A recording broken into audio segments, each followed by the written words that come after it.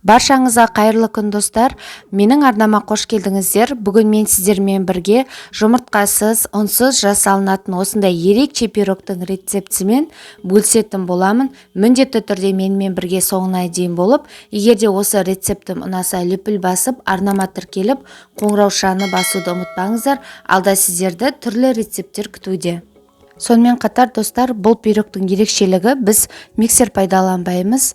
Өзгеше және ерекше пирогымызды жасап көріп, жақындарыңызды қуантыңыздар.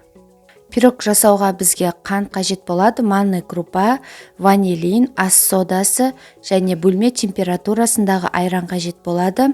Бос ыдысымызға манный крупамызды салып, қант қосып, екеуін жақсылап араластырып аламыз. Енді құрақ ингредиенттердің қатарында ванилин мен ас содасын қосып, барлығын араластырып алып, үстіне айранымызды қосып, біркелкі масса болғанша осы лопатканың көмегімен араластырып аламыз. Дайын болған сұйық массамызды міндетті түрде 15-20 минутқа бөлме температурасына қоюымыз қажет.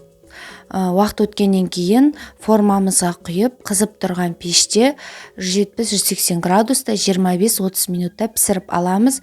Әсемдік үшін үстіне неше түрлі жемістер салсаңыздар болады. Бұл пирогқа қосқан барлық ингредиенттер қарапайым, қолжетімді болғандықтан міндетті түрде дәл қазір менімен бірге жасап көріңіздер. Өздеріңіздің ұсыныс пікірлеріңізді, сұраныстарыңызды төменге қалдыра кетіңіздер. Мінекей біздің пирогымыз дайын болды. Бетіне өзіңіздің қалауыңыз бойынша қант ұнтағын сепсеңіздер болады.